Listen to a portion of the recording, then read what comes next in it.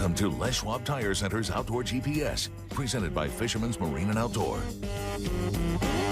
Good morning, everyone, and happy Easter to you and your family. Today is the 31st of March. Tomorrow is April Fool's Day. And hopefully I'm not going to be a fool for chasing salmon on the Columbia, but we'll find that out.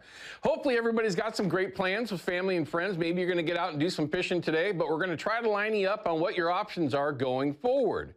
Now, today's show is very busy, but we got a lot of info that will help you make decisions if you're going to head out this week to chase spring Chinook, and for some of you that are still chasing late steelhead over along the coast. But we got some great stuff. First things first, let's get to it. We got our good friend and a guy that I haven't had on nearly enough, especially from the field. Last time we saw Shane Magnuson was here in the studio. He is with Yakima Bait and a pro staffer for Edge Rods as well. But today, he's out on the water with clients and already has had some success, which has got me a little motivated. So it was great to see that this morning was, again, already successful for him and his clients. So we're going to check in with him live from the river. We've checked everything. We're good to go there. Also, we just recently picked up the newest Chevy Silverado, the outdoor GPS truck, right? We went from a 22 to the 24, and the differences between the two are pretty impressive. We've got a quick clip, but we're going to show you of that also this morning, so make sure you stick with us for that. Absolutely. If you are either in the market or somewhere down the road interested in a new truck, you're going to absolutely want to see this. I went a little bit bigger, but with as much horsepower and torque these things have, trust me, it'll be a good one. Along with that, we've got a Facebook question from one of our fans that I absolutely love, because there's so much new technology these days, especially if you're into bass fishing, right? I know that it is a thing here in the Northwest, but let alone around the country. You have this forward imaging, right? Down imaging. We showed you some of this stuff last year, but the question was very specific about how useful is some of this new technology for us here in the Northwest, fishing on the Columbia, the Willamette, different river systems, whatever it might be.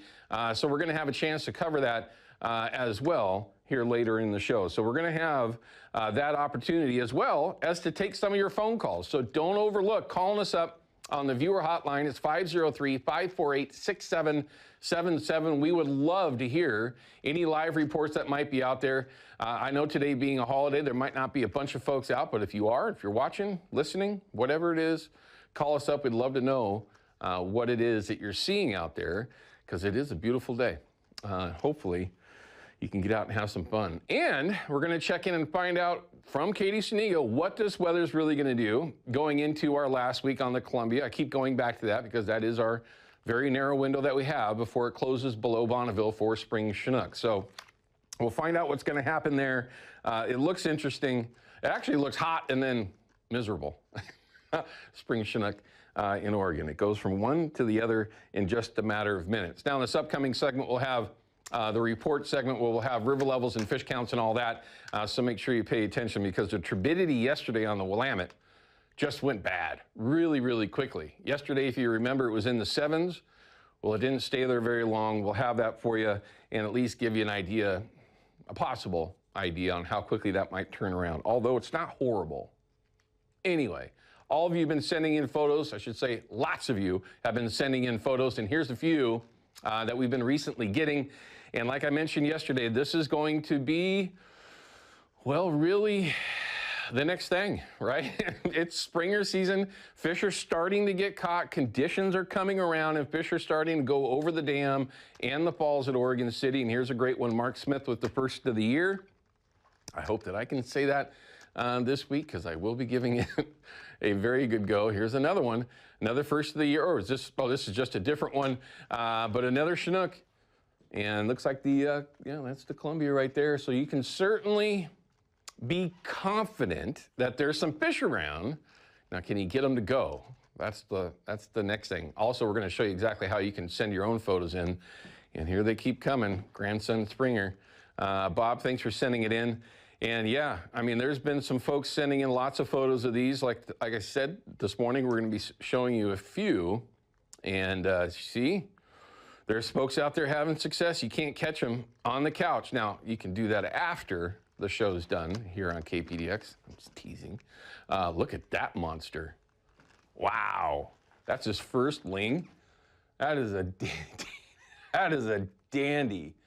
Don't put your hands in the mouth of one of those fish. Typically, that's where I would say don't ask how I know, but I think you all already know that. Late season steelhead, Spencer, well done. Oh, Spencer from Les Schwab. Hey, that's down in his neck of the woods down south where he is from. And yeah, looks like a dandy. I remember him telling me this story when we just recently filmed a clip over at Les Schwab. Here's a good one. March Springer, plunking, even cooler. How's that? Great photo. Well done. Ah, that river looks beautiful. I can't tell where he is, but I bet you that post pops out to someone. And here's the easiest way to do it. It's a Fox 12 app. Download it. Find Outdoor GPS. When you scroll down, it'll show you exactly how to load up a photo, load up a video, and turns out it's pretty darn simple. If you do have issues, though, you can certainly give us a call on that viewer hotline, and Ryan will do the best he can to help you out. You can also leave them on our Facebook page. If you're not a member there, it's easy, or a fan there. You can find us under pages, hit like, and you'll be one of nearly 30,000 folks.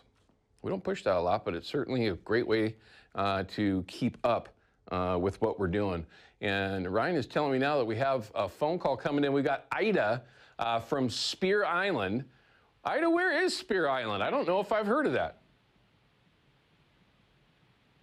Ida, where is Spear Island? I haven't heard of that. Not Spirit Island. Deer Island. Oh, Deer Island. Hey, thanks, Ryan. You set me up perfectly for that one. But it looks like you got a reminder about an upcoming derby. What's going on? All right, we're having some issues with Ida right now. We'll try to take her call a little bit later on. All right, let's cut to a quick break. When we come back, we're going to have the field report segment. I'll share some of the reports that I got yesterday and this morning, and hopefully it's just a sign of things starting to improve, because yesterday, at the very least on the Willamette, was bleak at best. We'll be right back.